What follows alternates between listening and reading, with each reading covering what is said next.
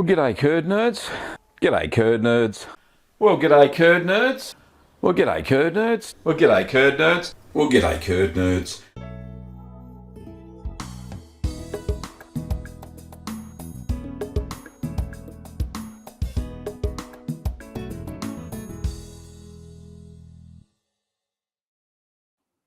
Well, g'day, curd nerds, and welcome to Ask the Cheeseman. This is where you can learn about cheese making at home. No, it's not. This is where you can ask your home cheese making questions. Well, you will learn as you go along. Before we get much further, I'm Gavin Weber, and I'm going to be trying to answer those questions that you're going to shoot at me. We are live on YouTube, Facebook, and Twitch. So wherever you are, welcome. And it should be a good, fun show. Of course, hopefully, she's not there yet. Kim said she was going to moderate, so hopefully she's got the doggos, and there won't be any interruptions like there were last week and the week before that. But yeah, we'll get there. Big shout out to Steve White, latest YouTube member. Thank you, Steve, for your financial support. And thanks to all the YouTube members and patrons for supporting the show so that Kim and I can put it on every week. Also, a big thanks to a big influx of cheese customers over at littlegreenworkshops.com.au. That's the little shop that Kim and I, online shop that Kim and I run. And there's been quite a few cheese making customers of late, which is fantastic. And we do ship internationally to some countries. Okay, now just a community announcement. There will be no live streams for 2 weeks after this one. So the 27th of February and the 6th of March, there won't be any streams because it's Kim and my silver wedding anniversary. So we're going to go away for 2 weekends in a row and celebrate. So that should be good fun. Really looking forward to spending some time alone with my lovely wife. One of the weekends we're going away with the dogs and Ben. Ben's my son, who lives here at home still. But one of the going aways will be by ourselves that we'll be celebrating. So that's us for the next 2 weeks. I will try and get some videos up. I am filming the taste test for the Guido's hard Italian cheese. That's supposedly ripe today, so we'll have a look at that. The video won't be released today. I'll be filming it today, so it may be released tomorrow. I'm not sure. We'll have a look. And don't forget, at 30 minutes past the hour, there will be the gallery. So that will be very cool. I've got lots of photos from quite a few home cheese makers who have sent them in. Big thank you, Jim, for being a member for 27 months. That is absolutely fantastic. Really appreciate it. It doesn't come up on my little thing, but it does on YouTube. Thanks, mate. Appreciate it. Shout out so far. Let's have a look who we got. First cab off the rank was Avinon 2. G'day, Avinon. Not sure what your name is. We've got Elmo. G'day, mate. Judy Mack. We've got Julianne. Tracy over at Cheese Needs. Charlie. G'day, Charlie. Monique. Hello in Sydney, Monique. Bill. G'day, Bill. How are you? How to drive a truck. G'day with Milud. Great name. Thanks, mate. Who else we got? We got Sous. We got Paul. We got Scotty Orange. Patricia. Hello, Patricia. Stranger Ranch. G'day, mate. How are you? Mikkel. G'day, Mikkel. Lovely to see you all the way from, let me get this right, Denmark. I hope I got that right. Herb. G'day, Herb. Lovely to see you, mate. HJ is here. Dutchy. Oh, g'day, Dutchy. That's HJ's real name. Who else we got? Ooh, Robert. G'day, Robert. Lovely to see you, mate. And Kim's there, finally.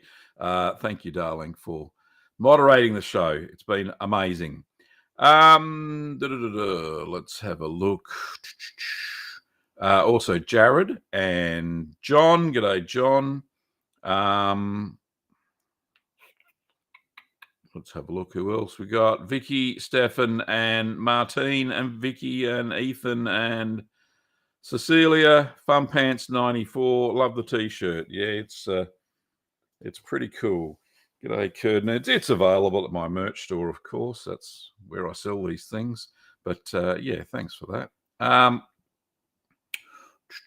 All right. Who else? That'll do. Kevin and Matthew, Licky, Danny. G'day, Danny. Okay, so let's get on with some questions. And then at 30 minutes past the hour, we will flip over to the gallery and have a look at some fantastic cheeses, as I said. So where's the first question? First question's from Bill. Can I do my charcuterie, which is dry aged meat recipes, in my cheese cave, or will I cross-contaminate things? Depends on if you're using any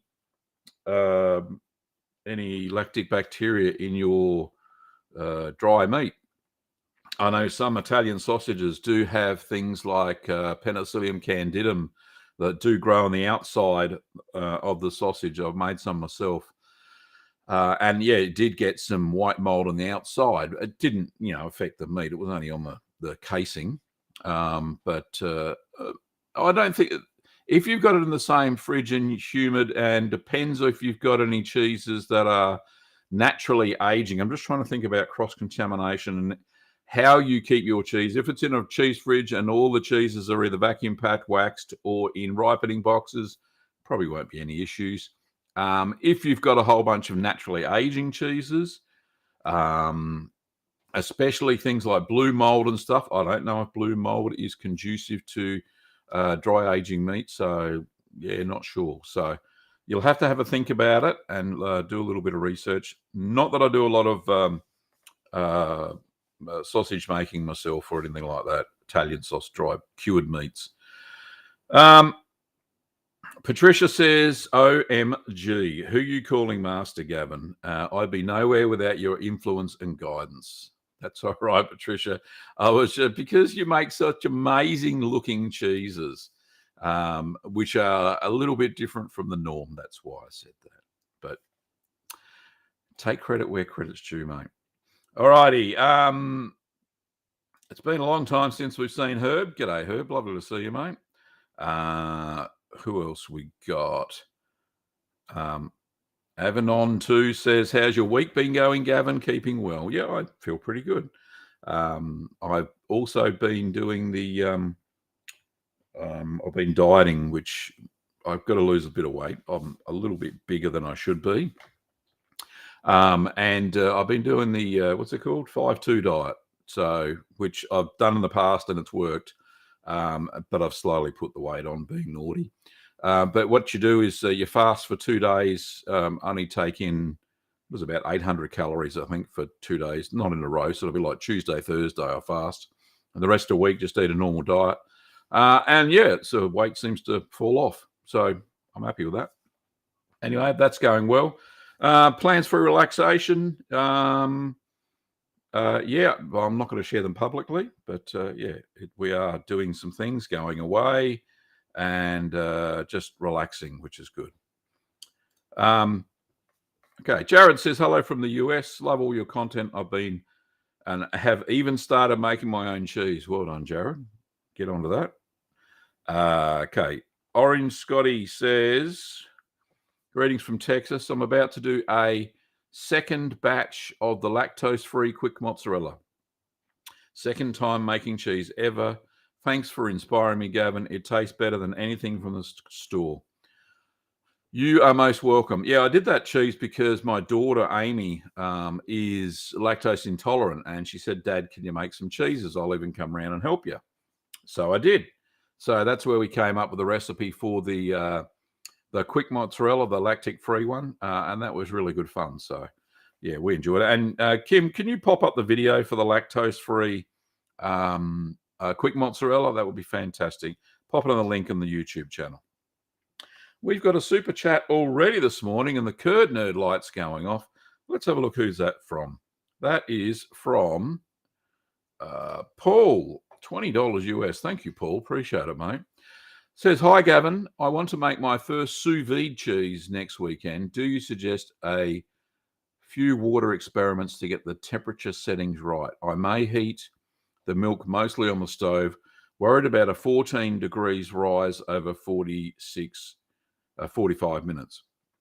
Okay, so I haven't found it to be any issues whatsoever. Really experimenting, I really haven't needed to. So first off, what I do is instead of wasting a lot of electricity to get the temperature of the milk from 4 degrees straight out of the fridge, what I do is I leave it on the side first when I start setting up all my film equipment and all that stuff. I know other people don't do that, but when you're starting to set up your cheese making session and boiling your stainless steel equipment and all that stuff, I've got the milk on the side coming up slowly to temperature.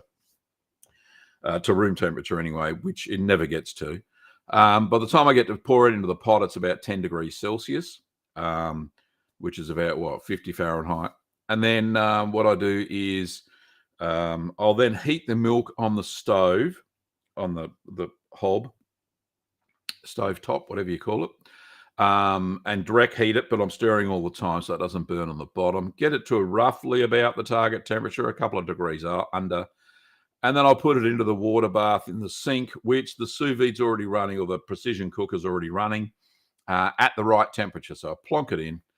Now I set the precision cooker about between 1 and 2 degrees Celsius higher than what the milk needs to be, because it never takes in the whole heat.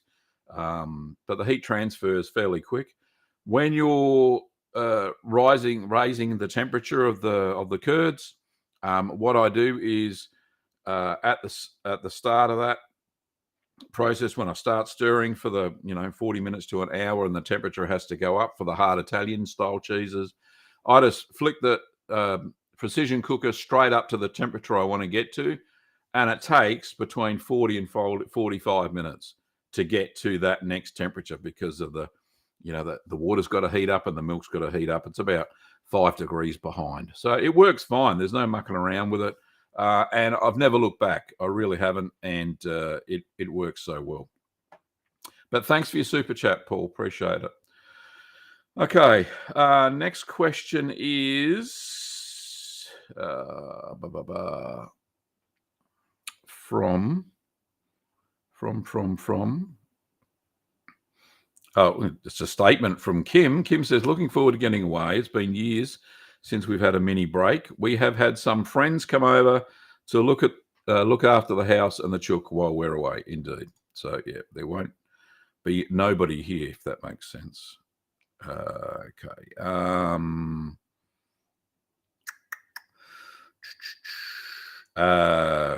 Corotin says, g'day, Kerner.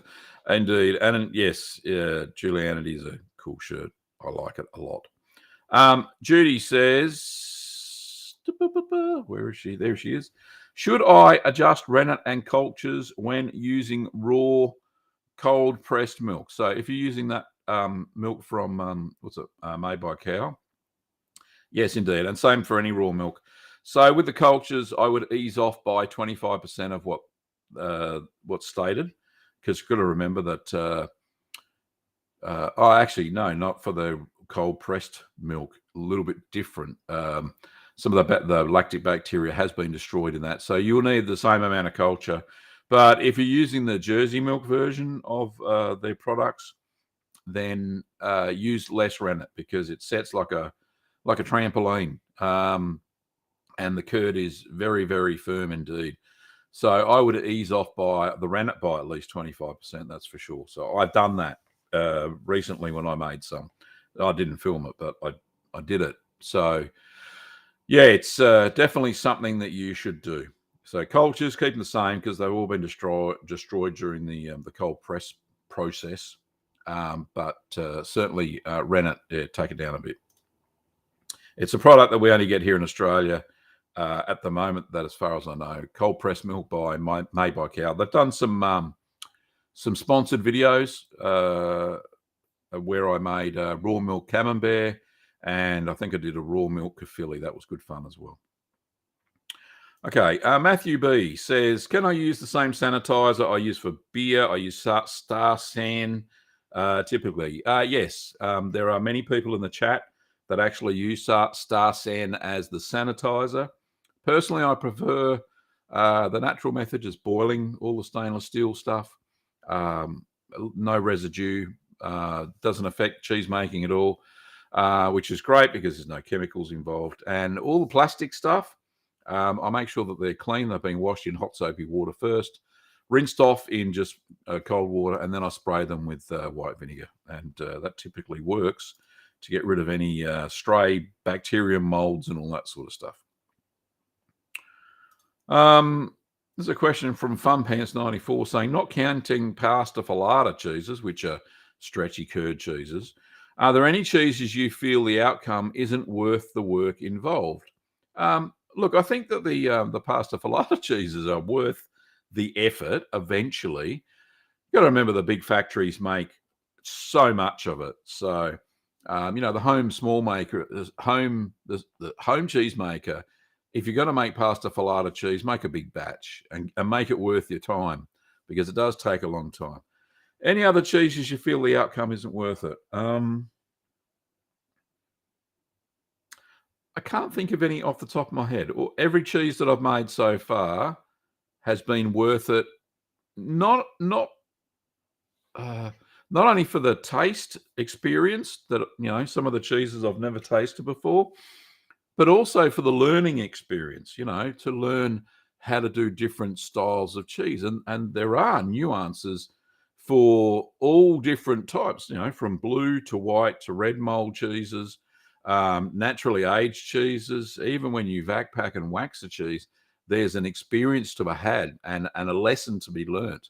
So, look, I've never shied away from a type of cheese, except maybe Casu Marzu, the maggot-infested cheese, but from, what's that, Sardinia? Sardinia or Sicily, one of those two. Sorry if I got those mixed up, but yeah, it's illegal. Don't do maggots in your cheese on purpose, anyway. Yeah. So look, I think there's a learning outcome to be had. So, who else we got there? We got Kevin's got a question. He says, "Hey Gav, do you know of a Mexican cheese called queso ranchero? And if not, does anybody know of something similar?" No, I haven't stumbled across that cheese. Let me have a look. I'll put it on my list, see if I can come up with something. I do have lots of recipe books, but I don't remember seeing something like that. But it sounds like ranchero, like farmhouse cheese, some sort of farmhouse cheese, roughly translated. So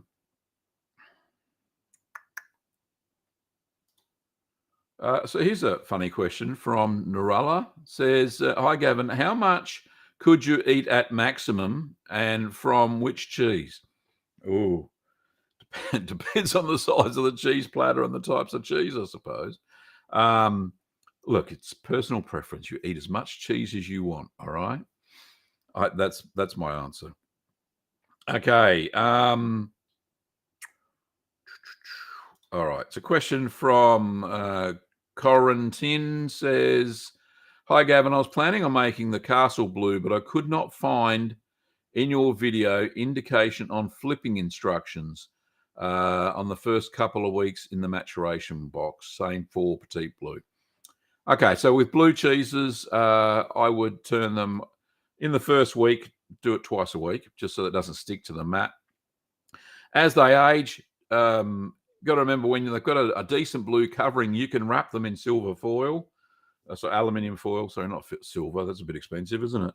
Aluminium foil, and it doesn't really matter. Then you can turn them once a week, and don't have any troubles. Just make sure with blue cheeses don't have the temperature too high because it really does run away from you. And there is there's a photo in the gallery, and you'll see a gorgonzola somebody's made. I think it's Constanzo says, and they've sent in a picture of gorgonzola that's gone really runny, and you'll see that. But yeah, once a week. Make sure it's wrapped in foil once it gets a really good blue coverage. Avanon 2 says, is it possible there will be a mead making kit for sale in the shop in the future? Fortunately not. However, we do have a good ginger beer kit, which does have all the same things you could use. And Kim, if you can put the link up to the ginger beer kit, that would be really cool. Okay. Diazism. I think that's it. It says buffering. No buffering going on here, my friend. We have gigabit internet, so we don't have any problems with that at all. Question from nobody's name. There's no name. How does that happen? How do you have no name on YouTube? Anyway, my bel paese isn't at all melty, so I've improvised making it my new halloumi. Frying it and delicious that way, assuming my pH was wrong. Thanks, Gavin. You're an inspiration. So I learned something the other day. Here's something really basic, and I should have really known this. The amount of calcium left in the curds determines the elasticity of the cheese and the meltiness, by the way, too. So I'm actually reading a new book. Let me see if I can find it. This is recommended to me by John in the chat, I think. It's by Paul Thomas. I haven't got it for sale yet because I'm still reading it, and I want to know if it's. I want to see it that way. I want to know if it's worth putting in our store. So it's by Paul Thomas. Handmade cheese, artisan cheese making made simple. It's out of the UK. It uses a lot of European cultures, specifically from C.H.R. Hansen. Heck of a lot of cultures in there. Some that I've never heard of, but they're on an equivalent sheet that I've seen. Good looking book, and there's only a few recipes in it though, about 20 basic cheese making recipe, but it does go quite in depth, and there are a lot of stuff about pH and all that sort of stuff, and why cheese melts and why it doesn't, and a lot of technical details. Very similar to Giannis Caldwell's book out of the US called Mastering Artisan Cheese Making. So it's quite a technical book, and I'm reading that now. So I might learn something. I think I already have, as far as the calcium thing goes. But yeah, very interesting. Stefan T says, my brie is 4 weeks old. When is it starting to get a bit softer? It's still pretty hard. Because brie's so big, Stefan, and I've seen the photos. I think I've got one in the gallery that you sent in to me. Yours look fairly high. Normal bries are only about that high, if that makes sense. They're quite flat. And they take 6 to 10 weeks to mature. So before they start to go soft and gooey. A lot more in there. Patricia says, buffalo milk is famously used in mozzarella, but there are other cheeses famous for using buffalo milk. Oh, are there other cheeses? Scamorza is one that comes to mind, and they do a really good smoked version of that. Obviously, bocconcini, that's just small mozzarella. There's one to think of. Some of the other ones. Provolone is also made with buffalo's milk in some cases, not so often. It does tend to mature and have quite a strong taste. But a lot of provolone these days is made with cow's milk. But yeah, it's a very niche market, if that makes sense, because I think a herd of buffalo may be more expensive to maintain than, say, a herd of Holstein or Jersey cows. More difficult to get your hands on too, I think. So that's my thoughts on that, Patricia, but thanks for asking.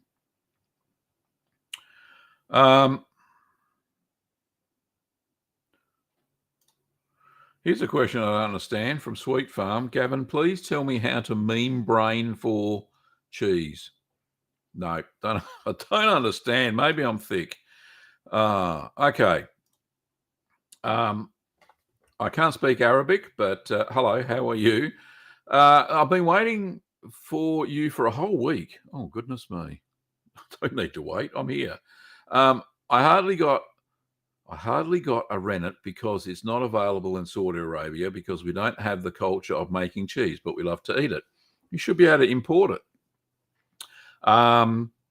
And traditionally, you should be able to get at least the fourth stomach of a ruminant and dry that out and salt it and use that as the rennet bag. But yeah, you can mail order anything to anywhere. So we don't ship to Saudi Arabia because we have once in the past and it got confiscated by customs. So yeah. And continuing on, I think. But what frustrated me is when I watch your videos, I find that you use a bacterial starter for all cheeses. So can I dispense with it, especially in some types, such as French cream cheese? If you're using raw milk, you don't need starter cultures per se. There are lactobacteria in the milk already, and you can just make the cheese. The reason that we add in different starter cultures for different types of cheese is because in the locations that those cheeses are traditionally made, those lactic bacteria are already present in the milk. However, if I say make it here in Australia, those lactic bacteria may not be present in milk, which is why we add them in to get the right flavors. So if you're using raw milk, you can dispense with the starter cultures if you wish. Okay. Aaron has a question and says, I noticed in some of your videos you add calcium chloride right before the culture, right after warming the milk, but most are after the culture and mixed in right before the rennet. Is this cheese specific or does it matter when it's added as long as it's added before something? Before the rennet, yes. Alrighty, so yes, you've got the answer already. So as long as you've added the calcium chloride at least a minute before the rennet, you're good to go. It's just adding soluble calcium back in. It doesn't matter if you add it when you're warming the milk up or after the starter culture. It doesn't affect either. It doesn't really matter. So yeah, you're good to go as long as you've got to add it, Aaron.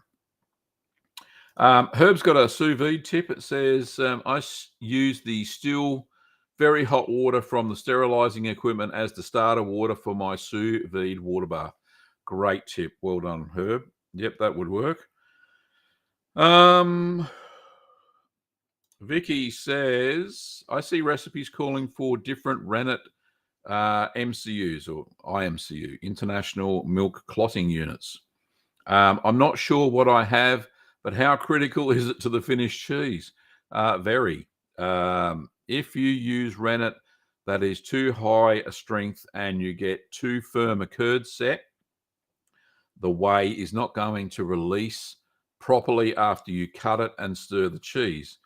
I use rennet that is, in most of my recipes anyway, with IMCU 200. So it's CHR Hansen's Chimax Plus is the liquid rennet I use. It's been rebadged by the wholesaler that we get it from. But there is another rennet that we sell online, a Mad Millie one, which is microbial rennet. And that is IMCU 280. But I find that it performs exactly the same amount you need for the IMCU 200 version that I use. So it's difficult until you actually start using it. But yes, it should be single strength rennet is between, well, that's the time for the gallery already. Single strength rennet is between about 200 and 280 IMCU, that rough range. Up to 300 is a little bit stronger, but yeah. So that's the range you're looking for, and it is critical to the cheese making process to know what strength your rennet is. Okay, so I will. Oh, I can do that. I've just started. Right now, I know where I'm at. They've just added a new feature in for me on Restream, which is the software I'm using to broadcast to multiple platforms. Anyway, to the gallery, shall we? Batman. To the Batmobile. Right. I'll laugh amongst myself here. Right. Let's share the window that is the window. Here it is. There we go. So, right, there we go. So the first cab off the rank, we have a lovely orange-looking curd. This is from Bruce Gifford, who I think is going under John C. Spine on YouTube. There, his comments are. So he's got a spiel. There's a lot of spiel actually. So this is the curds from a traditional cheddar that he's made, and we'll see that a little bit moving on. But first of all, and this is in pounds, yeah. So 5.2 pounds, about 2.1 kilos. This is from Giannicholas Caldwell's book. She's called it, or he's called it, Caldwell Simple Piquant. Except in one of them is saffron and smoky paprika, and the second one is plain. So this is the plain one, and this is the one with saffron and smoky paprika. By the looks of it, through the milk. So it's a good experiment. He's then used a sherry and a smoke rehydrated paprika paste, and he's rubbed that all over the cheeses to see if the flavor goes into it. He's letting it air dry until the alcohol evaporates, and then he's going to vacuum pack those two. So that's a nice little experiment. He's used a bit of olive oil there too, by the looks of it. And then this other cheese from Bruce is the traditional cheddar, and he's added sage and caraway seeds. And the initial pressing, he's noted that it doesn't look like it's tight enough, but then he pressed it again, which closed up the rind a little bit more, which is good. So this is the second pressing. And then there's the final cheese after it's been fully pressed. I think it's getting ready to be vacuum packed. I don't think he said he was going to cloth band it or anything, but that looks really cool. But with this cheese, he's used a culture. He's used an adjunct culture, included with the mesophilic. It's called Staphylococcus xylosis. Now, it's by C.H.R. Hansen. That's the manufacturer of this this culture. I think it's named MVA. But yeah, so he's going to ripen that and see how that goes. But yeah, all in all, fantastic looking experiments. And yeah, thanks very much, Bruce. Appreciate you sending me all those emails with all that wonderful cheesy enthusiasm that only new cheese making can bring. That's for sure. This one's from Constantine. I'll get it right. Constanzo, sorry. So this is a recent Havarti that they made with with chili flakes, and it says, "Hey Gavin, I'm a new member to this. Is my Havarti with chili flakes. I enjoy making all cheeses, but did not find one like Oricchio provolone. Do you think you'll be making it in the near future? Thanks for your dedication." Yeah, I did make something similar to that style of provolone. Kim, can you put up the provolone video link, the one where I'm holding the two little provolone balls or cupping it or whatever? The you know the one you like. That's the favorite thumbnail of Kim's. All right. Thank you very much for sending in that picture of the Havarti. Hope you make provolone soon. This is from Jeffrey, and Jeffrey sent me then and says, "Is there something I'm doing wrong? I did notice there was excessive moisture in the container." Oh, sorry, I should mention this cheese is Gorgonzola. He might have made off my recent recipe. I'm not sure. Said, "I did notice there was excessive moisture in the container. I removed the damp towel from underneath the cheese. I wiped down the inside of the container to dry it and opened the lid halfway to attempt to remove some moisture. I think the problem may be too much humidity, but I could be wrong. Any help would be grateful. Thank you, Jeffrey." I don't think it's too much moisture, because if it's too much moisture, usually the blue mold goes... the red mold takes over if there's too much moisture, if that makes sense. The Brevibacterial linen's in the air. It's prevalent just about everywhere. What's happened here, I believe, is that the cheese was either undersalted because the starter cultures have gone crazy and proteolysis has gone crazy, as you can see, and all of the structure of the curd has been liquefied, if that makes sense, during ripening. Another issue that could have happened is that the temperature may have been too high. So I've got my gorgonzola sitting at about 11 degrees. I've got it, I think it was 11 to 12 degrees was in the recipe. So I've got it sitting in the freezer section of the cheese fridge. It's not frozen or anything, but that's just where the refrigerant goes through. So it stays cooler than the rest of the cheese fridge, which is normally between 12 and 13. So it's a couple of degrees cooler.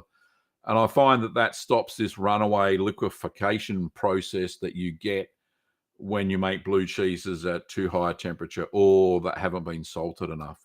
So I think that's the issue there. Hopefully that helps. Alrighty. Next photo, and thanks for sending that one in. This is from Jennifer, and Jennifer has sent in. This is right. I'm going to talk about some cheeses that were in the past, and yeah, we'll work from there. Let me just move that there. So Jennifer, she said, remember that undersalted dill Havarti I asked you about?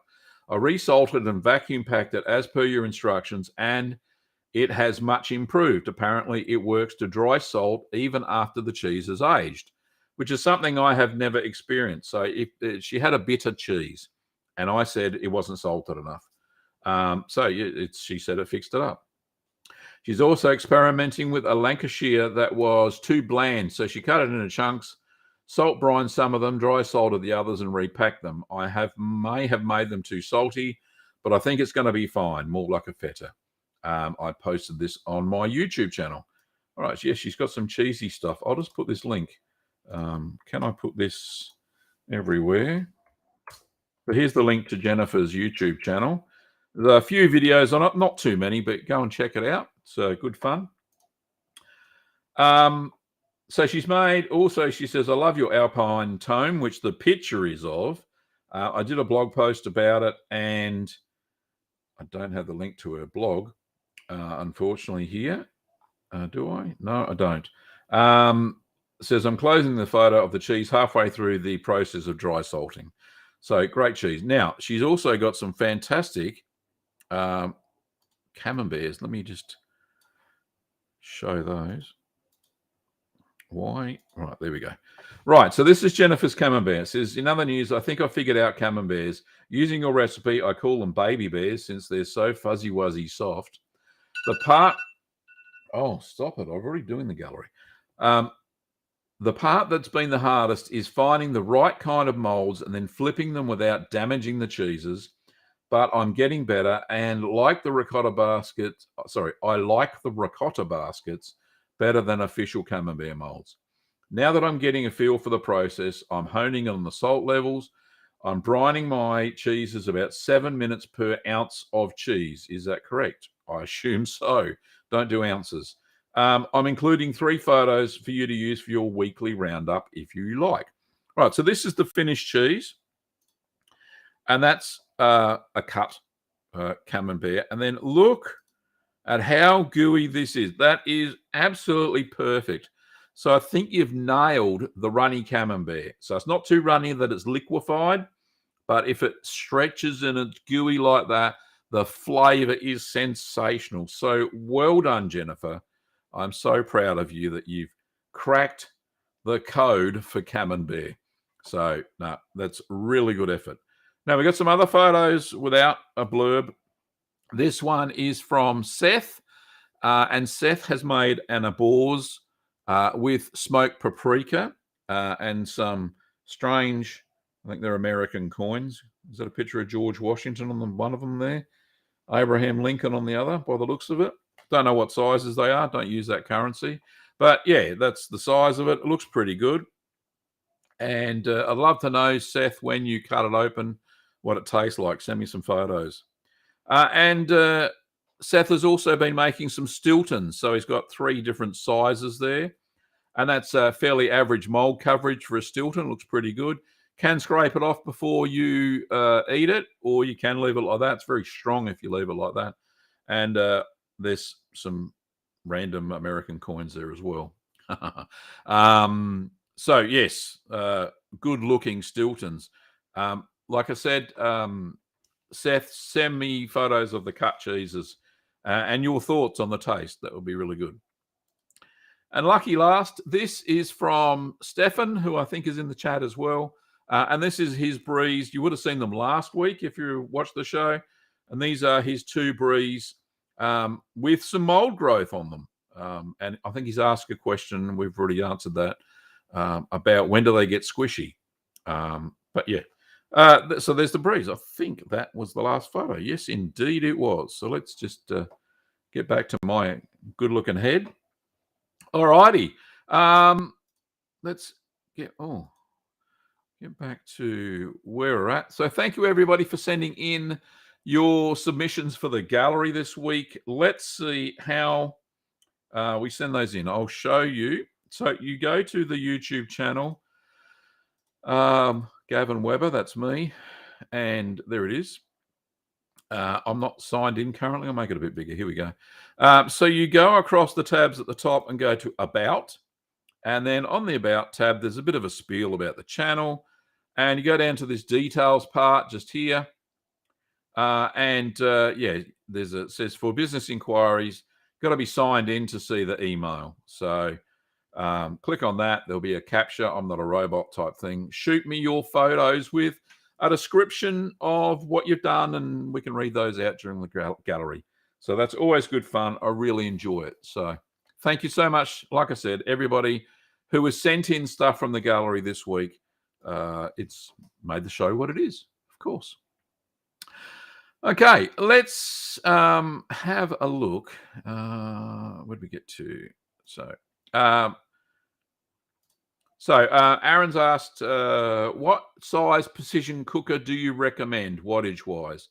Okay, so for the sink of water that I've got, you've seen that in the videos. I use a 900-watt precision cooker. So between, I think there are some that are smaller, and they're for smaller containers. But 900 to 1100 watts is probably the best for a container that size. And remember, I'm using a what's that? A 16-liter pot. What's that in gallons? 2, 3, 3.5, 4-gallon pot. So yeah, it's a rather large pot, and it's a rather large sink. So between 900 and 1100 watts is what I would choose. Okay, Trent says, why can't you use food coloring in cheese? Because most food colorings are artificial, and they do impart some flavor to the finished cheese as it matures. That's why it's best to use annatto and natural flavoring and natural colorings to get the best out of your cheeses. That's why, Trent. Okay, let's have a look. Aaron has another question here. Excuse me. Sorry for all the questions. No, that's what we're here for. If I have an extra half gallon of milk, can I add it without adjusting the rennet, culture, calcium chloride, or rennet? Example going from 2 to 2.5 gallons. Half a gallon is 2 liters. No, I would adjust the amounts accordingly. So you're adding what, an extra 25%. So yeah, you have to adjust the culture, calcium chloride, and rennet accordingly. Yeah, it's like making a cake. You got to add extra bits in. Slide 100 has a question. Says, hi Gavin, do I need to have a dedicated fridge, humidity control to age cheese? I would like to keep it cheaper, but try stuff like cheddar, for example, instead of mozzarella. Okay. So I do have a dedicated fridge. It's not humidity controlled, it's temperature controlled. Because remember, fridges usually only go up to about 4 degrees Celsius, maybe a little bit higher, which is 55 Fahrenheit. Oh, not 55. That's 13 degrees. 39 Fahrenheit is 4 degrees Celsius. So, you know, you can get an old wine fridge off Craigslist or eBay or what have you. That tends to work if you're not in a hot climate. If you're in a hotter climate, a dorm fridge or a bar fridge with an external thermostat. I think mine was $120, the fridge, and the thermostat was something like $10 or something like that. I do recommend the Inkbird. I think it's Inkbird 308 as the temperature controller. That seems to be pretty good, and it has voltages for just about every country in the world. You can get them on Amazon or eBay. But yeah, there are cheeses that you can make in the fridge. And Kim, if you could put the link up for the video that I made, beginner's cheeses without a cheese fridge. So you can check that out. You won't be able to make cheddar. It has to be at about 13 degrees Celsius for it to work properly. So here's a good statement. So FunPants94 says, I think Queso Ranchero is the brand name of Queso Fresco, which is basically like ricotta. So it's Mexican or Spanish ricotta. There you go. Different countries give it different names, but they all seem to be the same. FunPants94 says, is that a cheese mug I have? Indeed. This is the certified Curd Nerd mug. It's available on, I've got a couple of merch stores. One's on Cafe Press, and it's called Cheeseman TV. And the other one is on Teespring, or Spring, they call themselves now. So the mug is on this bigger size mug's the one on Cafe Press. I'll take a sip. You can see the bottom. So this one's on Cafe Press. I've got a smaller one, which is about that high. And I've got lots of mugs. They're all on the merch store. Go and check them out, FunPants94. There was a shameless plug for you. Okay. Bill says, hello, Kim. Great to see you online. Congratulations on 25 years of putting up with Gavin. No, I added that bit in. That's all right. I hope you have a wonderful break. Yeah, we will be. Don't you worry about that. Okay. Next questions. This is from Gone Gliding. Do you have any recipes for Manchego cheese? I do have a cow's milk version. However, remember that Manchego cheese is made exclusively in Spain. It's a PDO cheese, protection designation of origin, and it's made specifically with milk from Manchego sheep, which hence that's where the name comes from. So mine is a poor replica of Manchego, but we do have.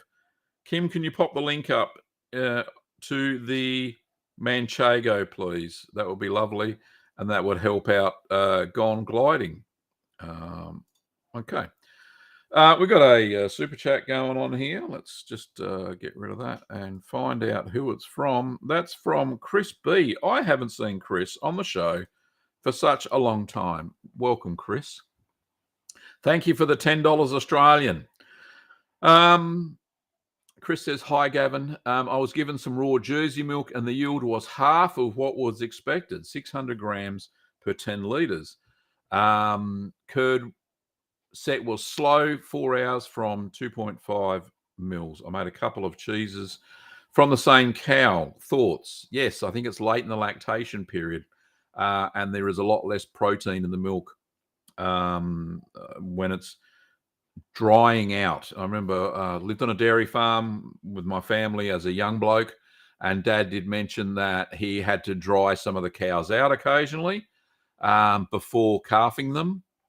So I think it's at the end of its lactation period, and there's a lot less milk solids in the milk then. So hopefully that's answered the question. I'm just trying to think, summer, would the cows be, normally they go to calf in spring. Might be a bit early. I know you're in Victoria, so yeah. Look, the cow may be drying out. That's the only thoughts I can think of is that you get a lot less protein as it's getting late in the lactation cycle. Anyway, thanks, Chris, for the kind super chat. That's all I can think of for that one. Going back, the guy from Saudi Arabia, which, sorry, I can't translate that, says, thank you. This answer made me happier than I was when I graduated from university. Oh, there you go. Jay Beaupre says, have you invented any cheeses? Oh, I think I have.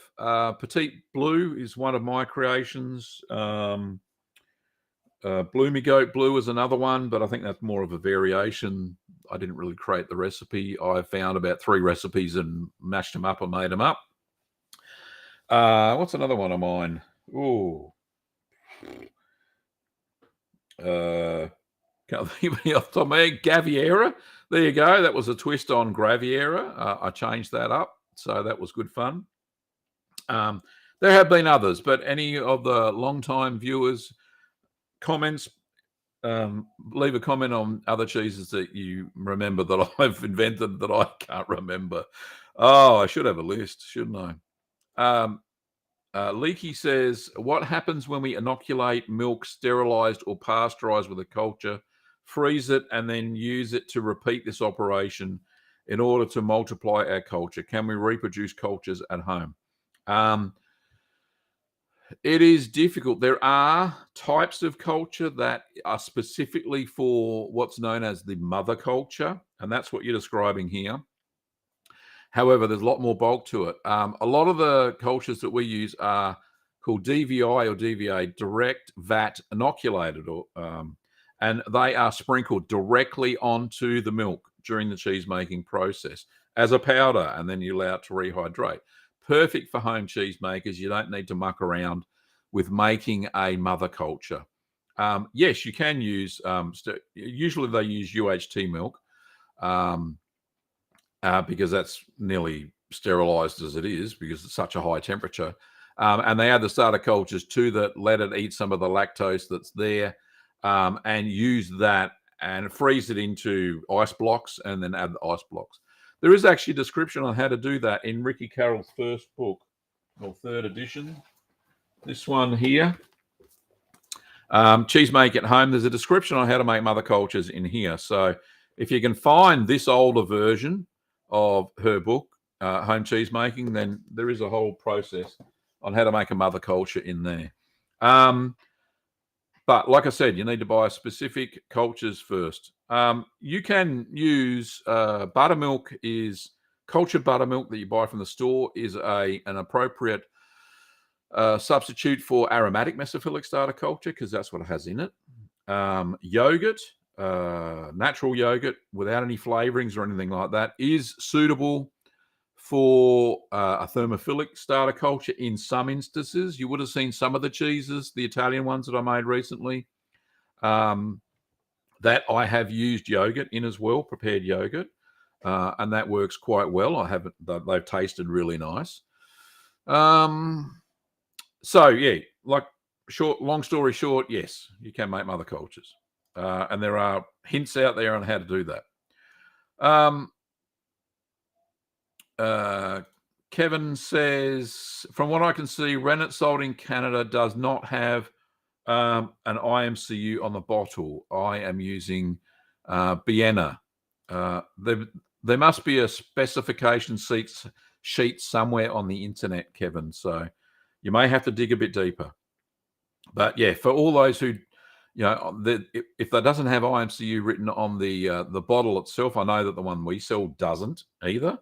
I had to dig up the specification sheet, and I've got those listed in the product pages. So that's cool. Sui Janaris Brewing says, greetings, Gavin. No questions, just writing to say thank you for all your videos. I started cheese making last summer with milk from my wife's goats, and your videos let us avoid a lot of trouble. Oh, thank you very much. Appreciate it. John/Bruce says, I've noticed a positive difference in curd quality using a very sharp, long meat slices versus the dull curd knife. Have you tried this experiment? No, I haven't, Bruce, because, well, no, the knife that I use is sharp. So it's not dull as far as curd knives go.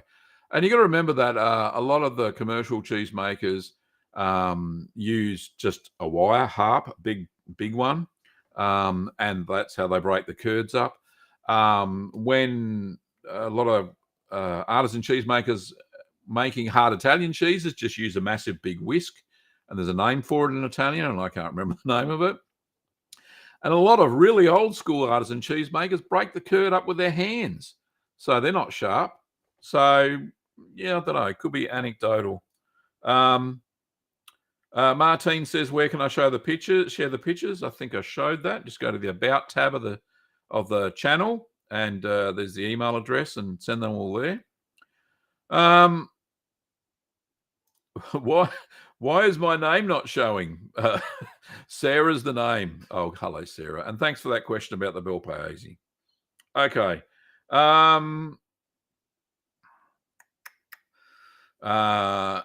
Let's have a look.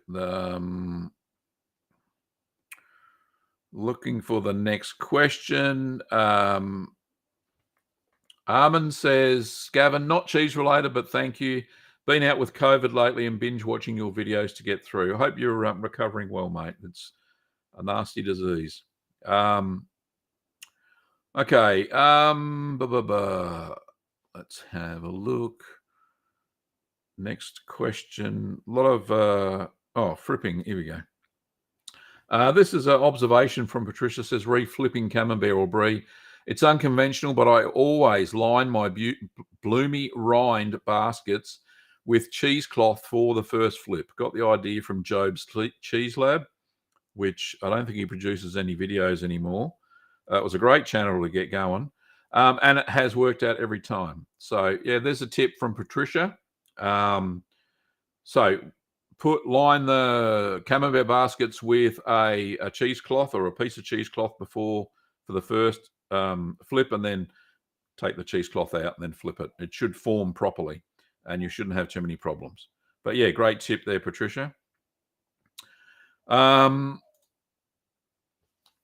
Scarston says, making long time mozzarella. Can I use Greek yogurt for this and stay it overnight? Yes, you can. In fact, in one of the stretch curd cheeses I made, I can't remember which one that was, in one of the videos, I did use yogurt. So I used tangy yogurt that I made myself, which is basically has the bacteria in it, Streptococcus, Thermophilus, and Lactobacillus lactis subspecies vulgaris, which is a fast acidifier. So yeah, you can use yogurt to make that but it does have a little bit of a tangy yogurt taste, not real mozzarella taste like buffalo milk one. Question from Chris says, cheese coating or wax or both for hard cheeses? Thank you. So there are PVA cheese coatings, or Paracoat is another name for it, that you can plate. You just paint it onto the cheese. It is a type of plastic. It doesn't stick to the cheese. Good thing is you can wax over it as well. So you can use Paracoat, and Paracoat has this mold inhibitor, which I can't remember the name of. In it, they add it to it, and it stops any mold underneath the wax. So if you're going to wax cheeses for a long time, if you can get your hands on some cheese coating, you can get it in Europe. The Netherlands. I know there's lots of Netherlands cheese making shops that actually sell it because they do use it for Edam and Gouda and Leerdama. Those sorts of cheeses all seem to have a Paracoat on underneath the wax. So yeah, you can use it. It's no hassle. I prefer vacuum packing because it's easy. That's all. And no one's got time for that. Unless they really want to wax and Paracoat their cheeses. Is a question from Vin. Thanks, Vin. No question here. Oh, well, it's another question. But many thanks for making these videos. I'm not a cheese guy, but some of your tutorials have inspired me to try making cheese in the future. Love from Germany.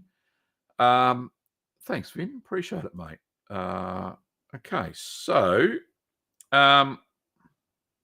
John says, How do you and your fridges handle the aging of cheeses that require different aging temperatures? Good question. So, like I kind of hinted at before, in my cheese fridge, there's a cooler area, which is where the the little flap for the freezer is, but it doesn't freeze because it's temperature controlled at 13 Celsius. That is a couple of degrees cooler, so that's where I ripen the white mold cheeses and the blue mold cheeses that need a lower temperature. And the normal cheeses, any shelf, they all seem to be about 13 degrees Celsius. I put my thermometer at different stages, left them for an hour, and had a look, and yeah, it's about 12 to 13 degrees on every other shelf, except for the top compartment. And that's where I keep the cheeses that need to be a bit cooler. So hope that helps. Okay. Avim says, newbie question. What time is it? Am I getting close? Oh, I'm way over time. My goodness me. Kim has not did she give me a wound up? Oh, ages ago. I'm still talking. All right, so I'll make this the last question. Sorry about that, folks. I'm getting carried away. You know me. Newbie cheese question here. Is it possible to make cheese or something similar from oat milk? No, it's not. There you go. Milk is milk, and that's what cheese is made from. All right, that's it. Kim gave me the wound up. If you want to support the show, you can do that on YouTube memberships or over at this link on Patreon. Thank you so much for that, Kim. And don't forget that you can buy the merch like this over at Teespring. If you're on YouTube, there's the merch shelf down below, and you can go through there. And you got the cups, and yeah, what else we got on there? Some stickers, but mainly t-shirts and cups. They're all very cool. But yeah, thanks for that, Kim. And obviously, without your questions, there wouldn't be a show, as always. So we will see you. The next show is, what did I say? 13th of March. So no shows for 2 weeks, as I mentioned before, due to our silver wedding anniversary. So thanks for everybody who's given us well wishes for that. It's been lovely. And yeah, Kim and I are very proud that we've made it this far. Hopefully another 25 to go after that. But I don't know if I'll be something like 95 or something. We'll have to both be 95 before we get to that. Anyway, that's fine. Thanks, everybody. Thanks for watching. And we will see you next time on Ask the Cheeseman on the 13th of March. So see you later, Curd Nerds. Bye-bye.